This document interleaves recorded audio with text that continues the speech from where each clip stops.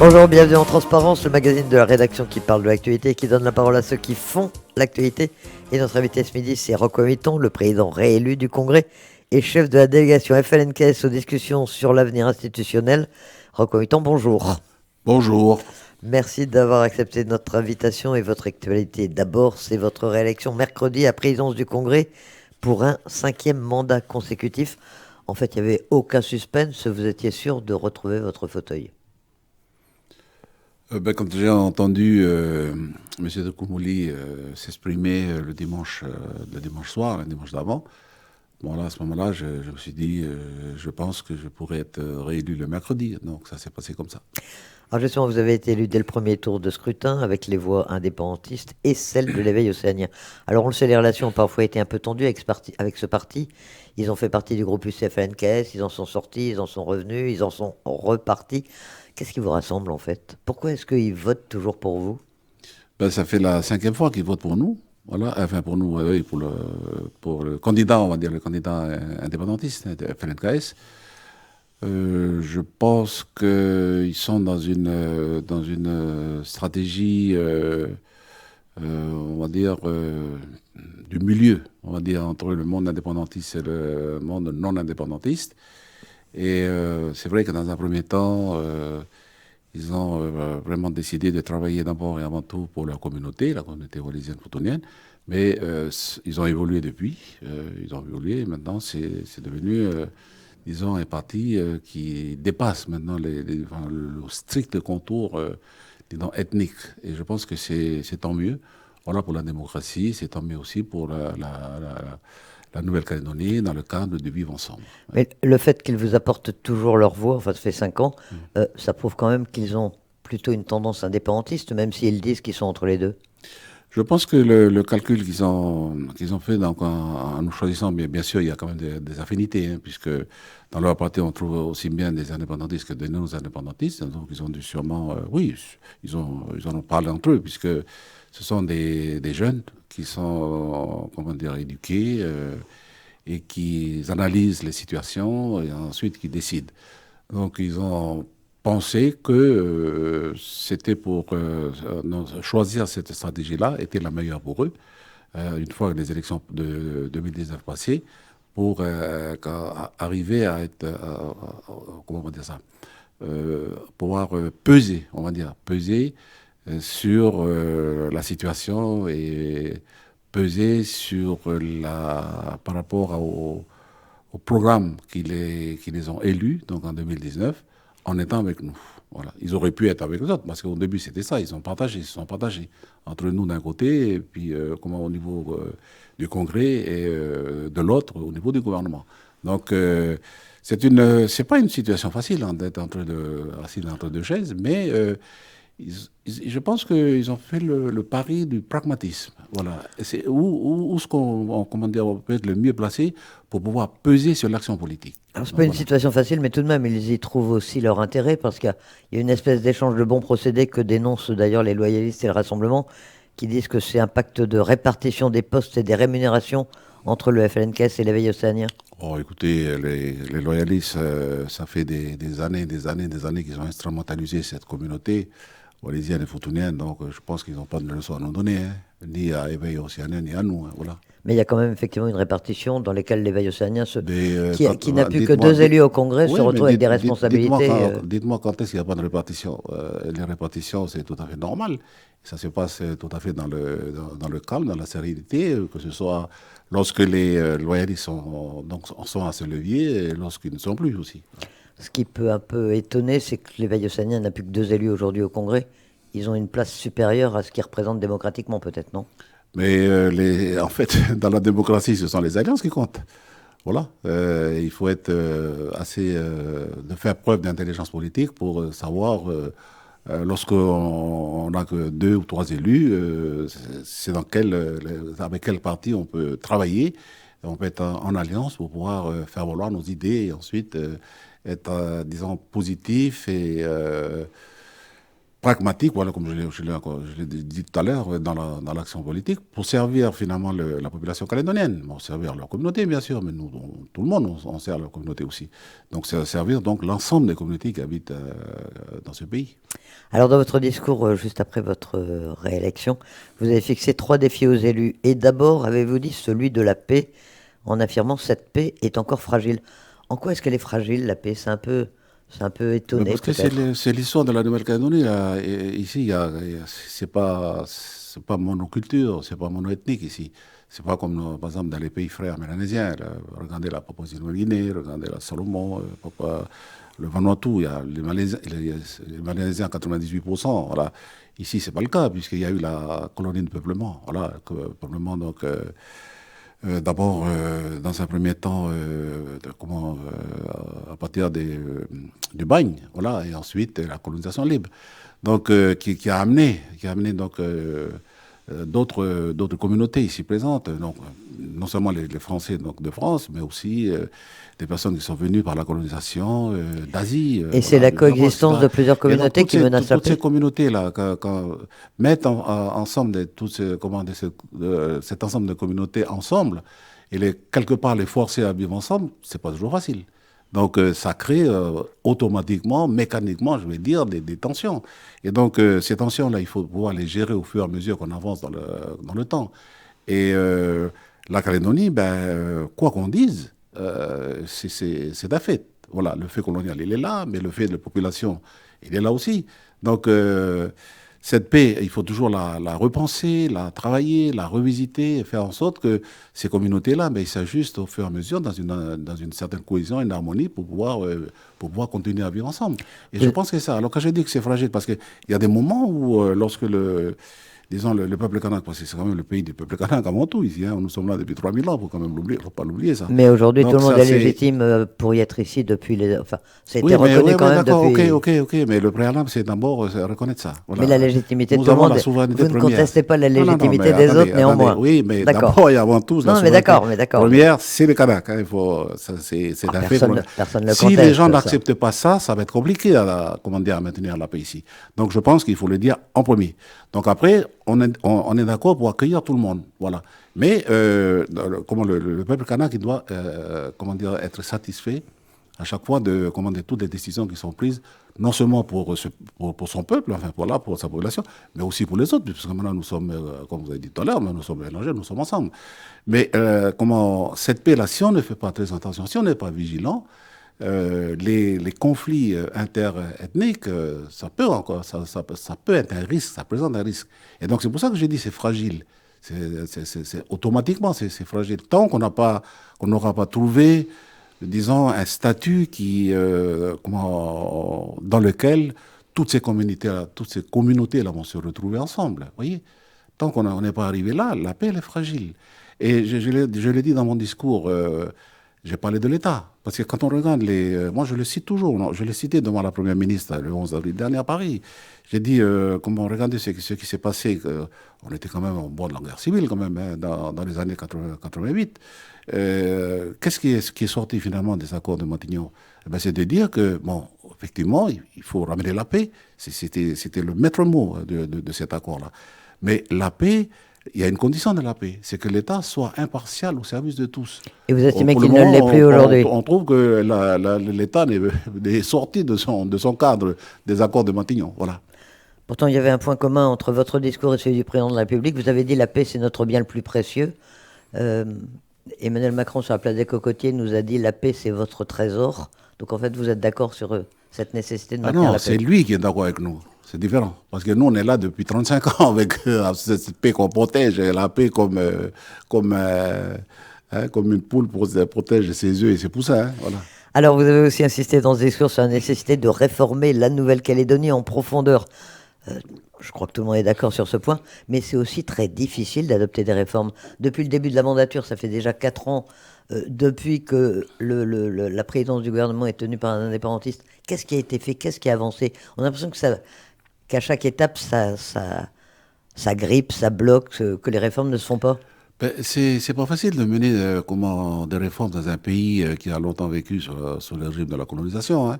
Ça, c'est partout. Ça a toujours été partout. Parce que les... C'est la responsabilité initiale à chaque fois. Ben non, mais parce que c'est l'histoire, elle est comme ça. C'est pas seulement Bah, l'histoire de la si si on n'arrive pas à réformer le ROAM, c'est pas à cause de la colonisation. dans les autres pays, c'est pareil aussi. Donc, faire vivre des communautés ensemble et puis comment dire avec chacun ses pratiques culturelles, ses pratiques économiques, etc. C'est pas facile. Donc ici en Nouvelle-Calédonie, nous avons, bon, on a toujours parlé de comment c'était une économie de comptoir, mais ça a été une économie de comptoir. Souvent comment dire, même il y a encore des économistes qui disent, il y a quand même des restes de cette économie de comptoir. Ces inégalités profondes là, ces disparités de revenus, c'est pas facile. Hein. Alors quand disons, à attaquer, disons, ce problème-là. Nous, nous sommes donnés comme objectif de le faire. Mais regardez, quand on commence à parler de réforme de la fiscalité, c'est Gilbert Thuilon qui le porte au sein du gouvernement, mais déjà on a des cris d'orfraie là, dans tous les sens là. Et mais il faut y aller, il faut se mettre autour de la table, il faut discuter, parce que bon, après c'est des discussions par rapport à des visions aussi. On a des visions, à chacun aussi a ses idéaux, chacun a son modèle économique. Trouver un modèle économique qui soit acceptable pour la population, puis pour toutes les communautés qui habitent ici, tous les Calédoniens, on va dire. Eh ben ça aussi, nous sommes encore à la recherche de ce modèle-là. Mais il faut y aller. Voilà. Le président de la République l'a dit. Hein. Il a dit là où on n'y était pas, mais on a été. Non, vous n'y étiez pas. Oui, mais ça l'a blessé même. Oui, ben, est-ce qu'il n'a pas blessé des milliers de Kanaks ici, là, le 12 décembre 2021? Ben voilà. Donc, tout le monde est blessé, donc voilà, on remet le compteur à zéro. Donc, je pense que c'était important lorsqu'il a dit, hein, ceux qui sont là, ben, ils défendent quand même une certaine classe, une certaine catégorie de gens. Donc, voilà, entre ces personnes qui représentent cette catégorie, voilà, qui détiennent la richesse, ou voilà, on va dire ça comme ça, ou le pouvoir économique, et les autres, bon, nous sommes plutôt avec les autres. Donc, c'est compliqué. Voilà. Mais donc c'est compliqué de réformer en Nouvelle-Calédonie. Voilà, c'est compliqué de réformer en Nouvelle-Calédonie. On va dire ça comme ça. L'un de vos chevaux de bataille, c'est l'évolution, voilà, la réforme du Congrès. Il y a une mission d'experts indépendants conduite par Enrico Letta, que nous avons eu l'occasion de recevoir sur RRB, qui a travaillé sur cette évolution du Congrès. Quelles sont les pistes aujourd'hui qui vous semblent les plus intéressantes? Qu'est-ce qui a retenu votre attention dans tout ce que les experts ont proposé? Écoutez, les experts ont proposé donc dans un rapport qui fait plus de 25 pages, voilà. Et pardon, qu'est-ce que je raconte? Non, ils ont déposé le 25 août, pardon, j'étais dans. Voilà, c'était le 25 août qu'ils nous ont déposé le rapport final. Ils doivent nous envoyer, bon, ben c'est plus sous un format plutôt donc finalisé. Ensuite, c'est ce format-là qui va être distribué.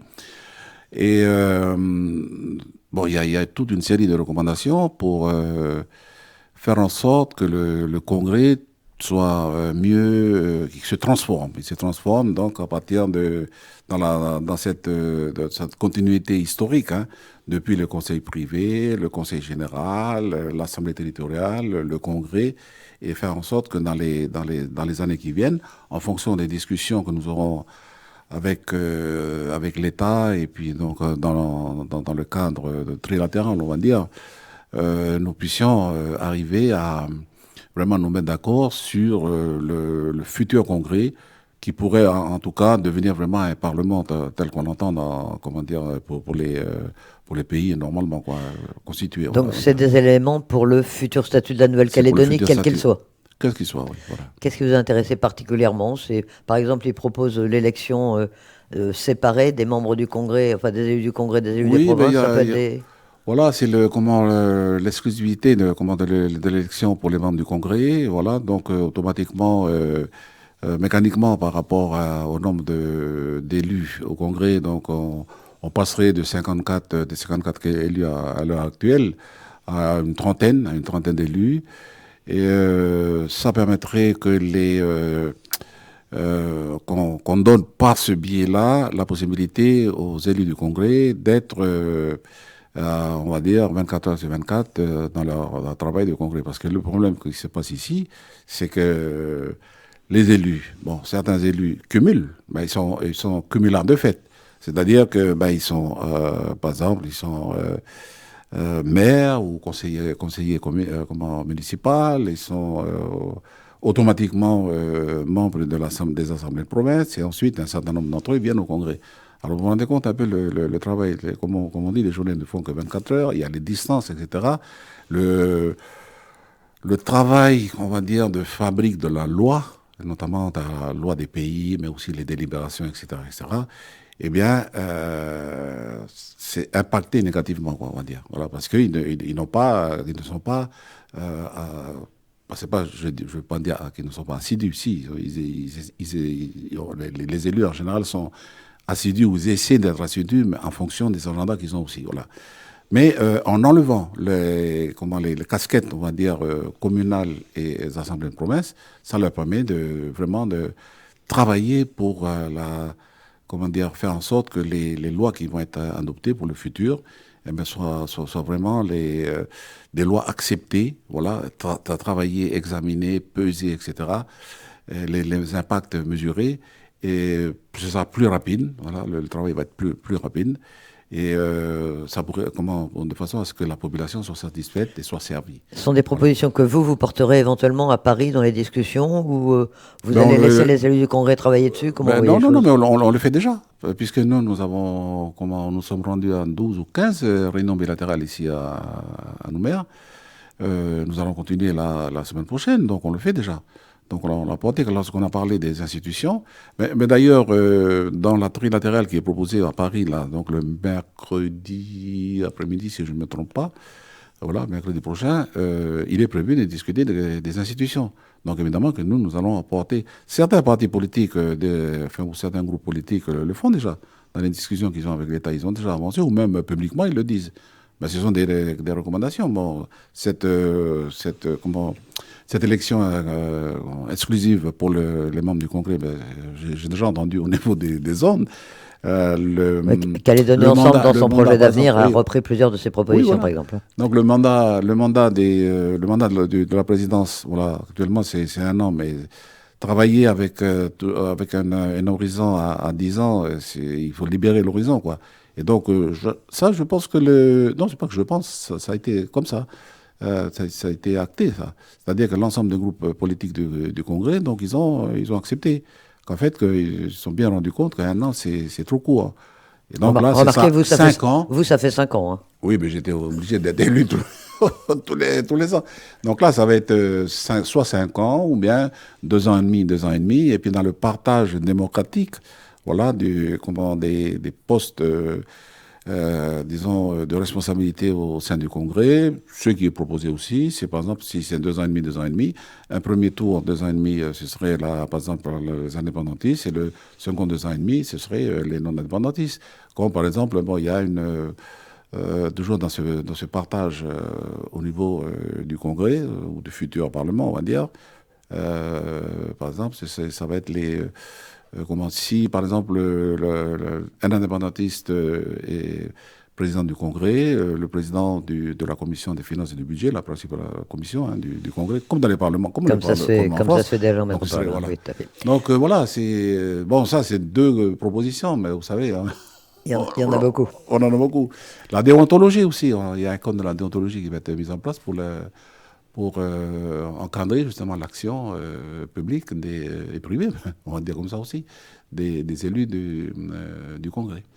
Depuis tout à l'heure, vous avez déjà parlé 2 fois de trilatéral, Rocco Mitan. Vous savez bien que c'est la question récurrente.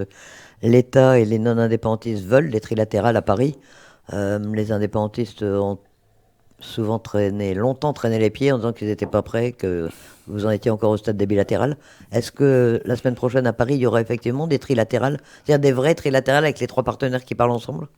Ben ça, ce sont les trilatérales dans le cadre des discussions politiques. Hein, voilà.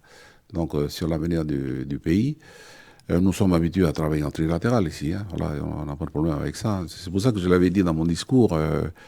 Au niveau du Congrès de la Nouvelle-Calédonie, c'est 75% quand même des lois du pays ont été adoptées à l'unanimité. Donc ça veut dire qu'avant d'adopter une loi, c'est-à-dire que ça travaille au Congrès. Donc après, les chefs de groupe se réunissent, si ça coince, et puis pour trouver des compromis. On est toujours à la recherche du compromis. Hein. C'est un peu le consensus océanien qui a l'action là du coup. Voilà. Donc on sait travailler ensemble. On n'a pas besoin de leçons de l'État ou de qui que ce soit. On le fait tout seul. Voilà. Bon, maintenant, là, on nous pousse, là. On nous pousse alors qu'on nous dit, c'est pas qu'on n'est pas prêt à aller en trilatéral. Ça veut dire qu'on n'a pas encore terminé ce que nous devons discuter avec notre colonisateur. Toujours pas. C'est différent. Vous n'avez pas encore fini? Non, on n'a pas fini encore. Voilà. Parce qu'il y a quand même beaucoup de rounds de discussion. Il y a Là, beaucoup ça de fait déjà bilatérales. 12 réunions. Voilà, ça fait déjà Et 12, il en faut 12 combien? ou 12, je ne sais pas. Donc, ça dépend des sujets à, comment dire, à terminer. Toute la question, par exemple, de l'identité kanak, de la réparation, de l'impact sur la colonisation, sur les terres, etc. Tout cela, on n'a pas encore commencé à en discuter. Hein, puisqu'à chaque fois on a essayé d'amener le sujet ici, avec le préfet Bastille et puis le haut-commissaire, à chaque fois, ils nous ont dit, ah, même avec Damanin, ah, domaine réservé du président de la République. Donc, il va vous dire des choses quand il sera ici. Donc, il nous a dit des choses qui ne nous ont pas beaucoup convaincus, mais bon, à partir du moment où il a dit, il a dit. Quand il vous donc a dit le premier chemin, par exemple, il Ouais. a parlé des deux chemins. Le premier chemin, Chemin du pardon, concernant chemin de le l'avenir. pardon et le chemin comment, de l'avenir. Donc, c'est quelque part la porte d'entrée, puisqu'on dit, bon, on a suivi attentivement ce qu'il a dit, sur le chemin du pardon, c'est pour nous, nous considérons comme la porte d'entrée pour aller vers l'identité kanak et la réhabilitation des chefferies, puisque tout ça a été impacté par la colonisation. Et donc, il faut le reconstruire donc, en fonction du contexte actuel. Et donc, ça, c'est une forme de réparation à avoir. On n'a pas besoin, à la limite, d'exiger comment dire, un pardon officiel de l'État français, parce qu'on sait que l'État français ne le fera jamais. Donc, OK, on a compris. Il a parlé de la repentance. Il a dit Oui, pas de repentance. pas de repentance. Tout simplement, ben, on le sait déjà, il ne nous apprend rien. Puisque en 98, lorsque j'ai utilisé en tant que président du FLNKS et chef de la délégation du FLNKS à Paris, devant le Premier ministre, qui n'était pas de son parti politique, c'était M. Jospin, son grand socialiste, M. Jospin m'a bloqué, il m'a arrêté net dans mon discours pour me dire, Monsieur le Président Vomitant, vous enlevez ce mot repentance parce que c'est un terme confessionnel. OK. J'ai dit, bien, merci, monsieur le Premier ministre. On continue. Et c'est pas pour ça qu'on n'est pas arrivé à un accord, puisqu'on est arrivé à un accord, c'était l'accord de Nouméa. Donc, il a fixé les bornes. Donc, maintenant, ce qu'il nous reste à faire, c'est quoi? Ben, c'est porter les revendications politiques du FNKS concernant l'identité kanak et les réparations qui vont déboucher sur une réconciliation. Voilà.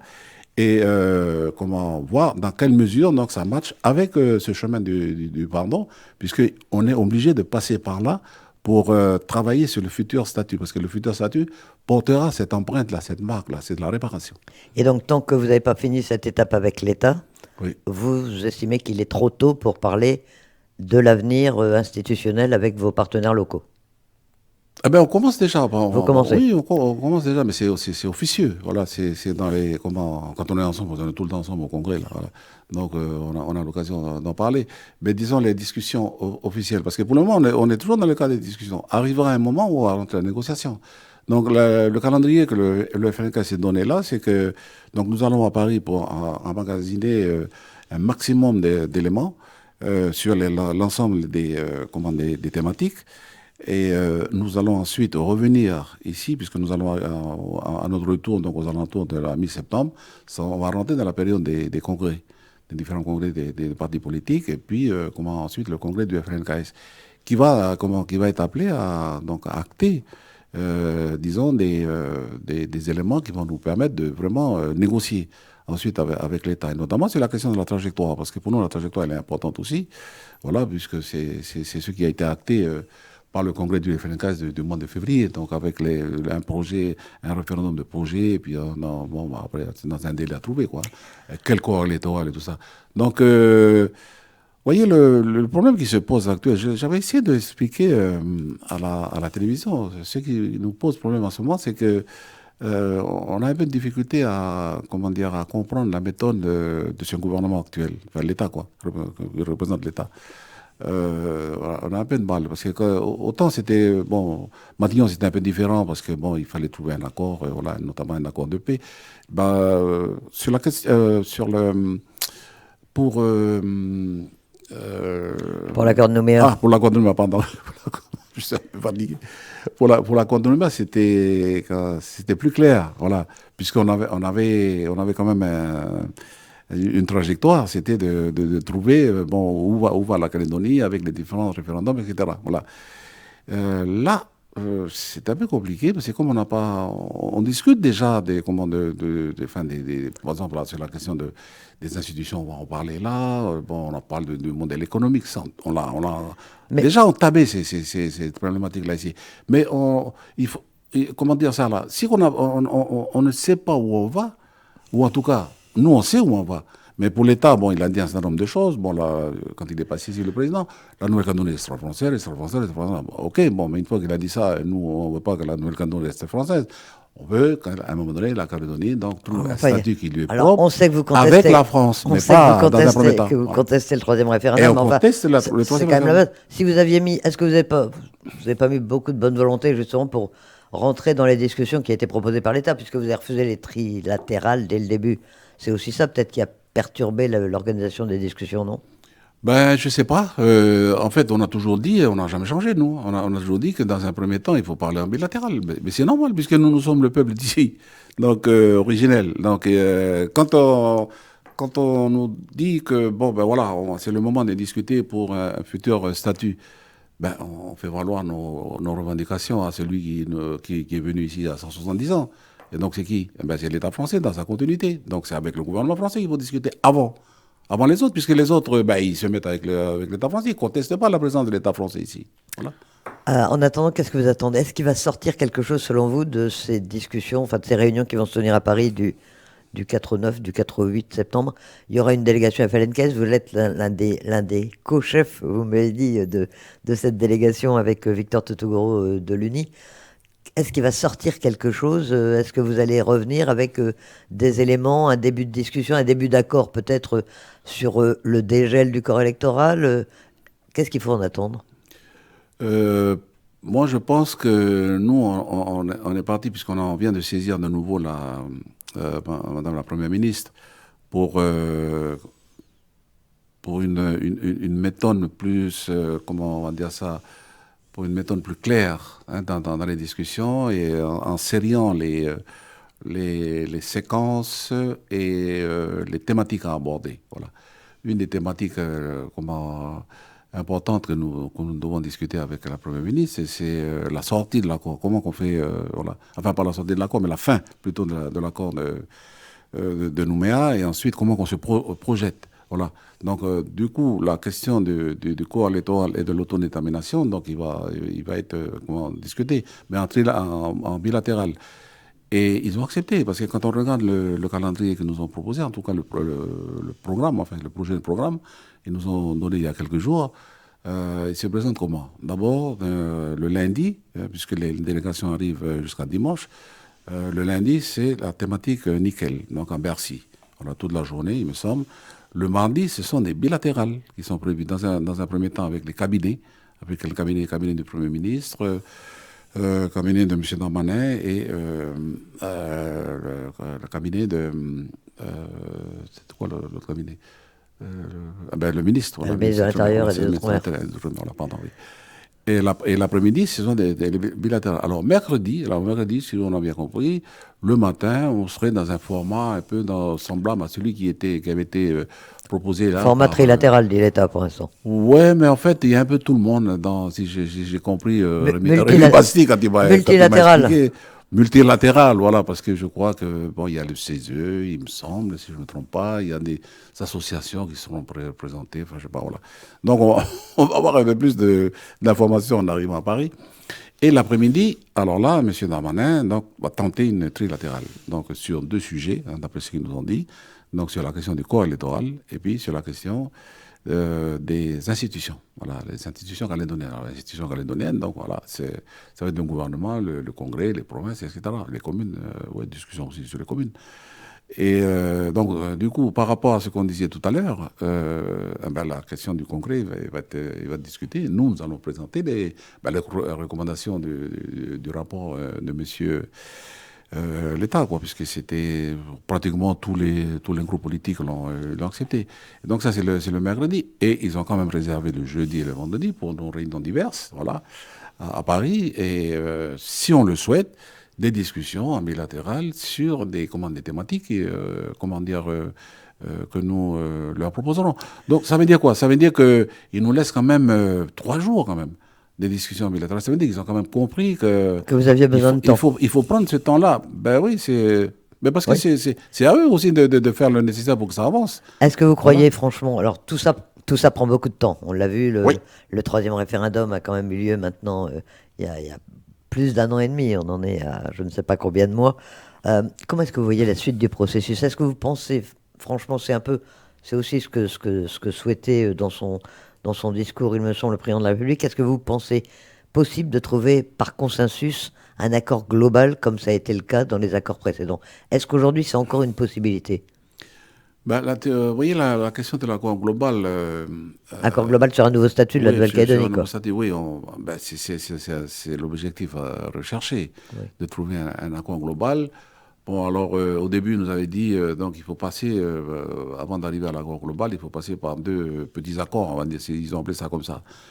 Petits accords sur le corps électoral et puis sur le processus d'autodétermination. Voilà.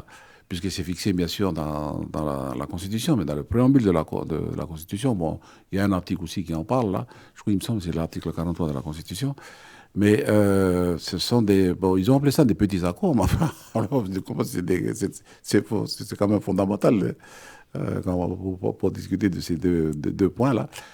Et l'accord global, la façon dont ils ont présenté les choses, ça viendrait après. Donc, alors que nous, on était plus pour non, il faut trouver d'abord un accord global et puis arriver à la fin.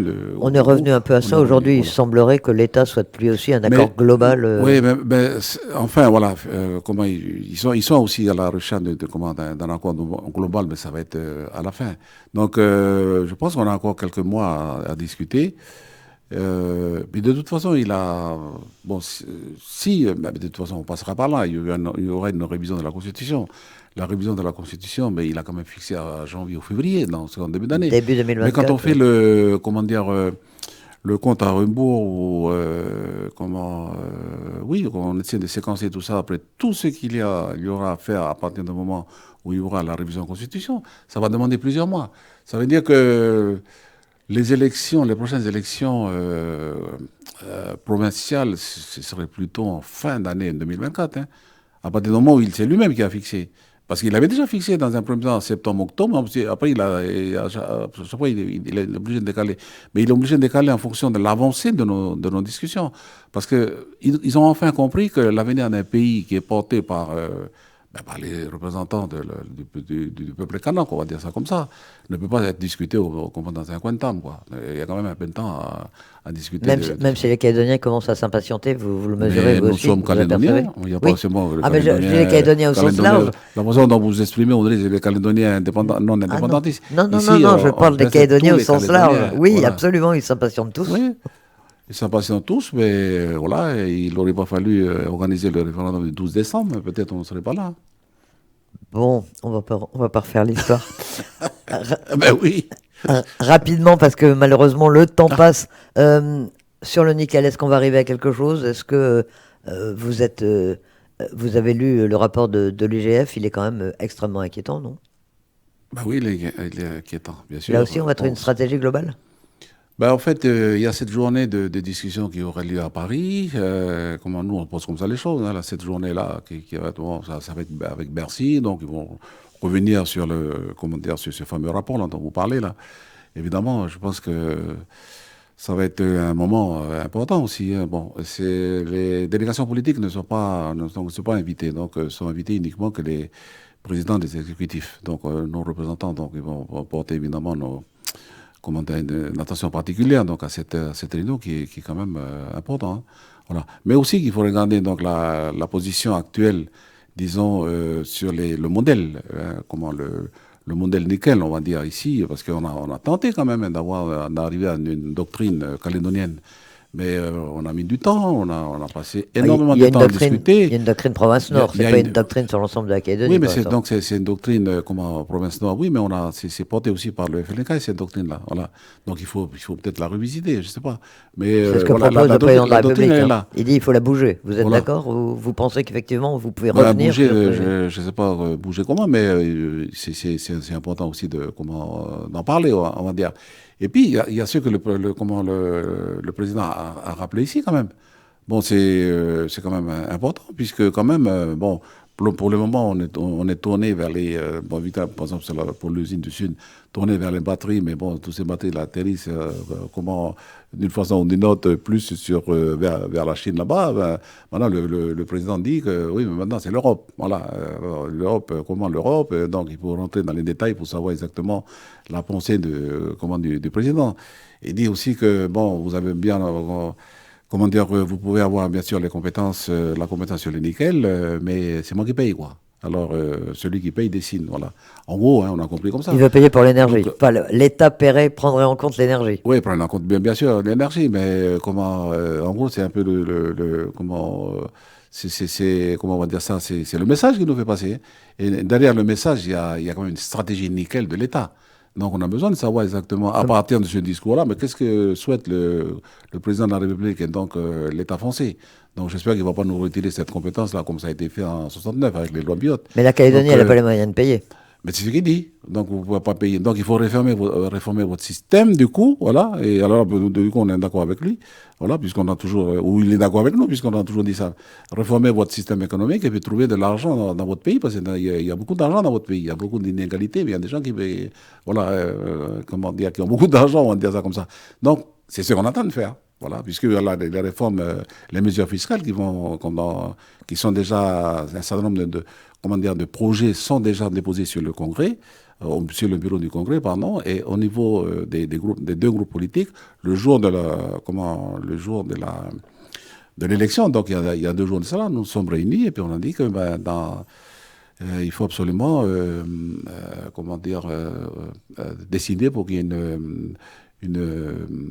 comment dire ça là, une séance, pardon, voilà, une séance extraordinaire qui va permettre, dans les jours qui viennent, qui vont suivre après le retour de Paris, une séance extraordinaire, voilà, pour discuter voilà, de tous ces textes fiscaux. Voilà. Puisqu'on parle gros sous, on en a parlé ces derniers jours. Votre ami Milakolo Tokomuli a annoncé 7 milliards accordés par l'État à la Nouvelle-Calédonie.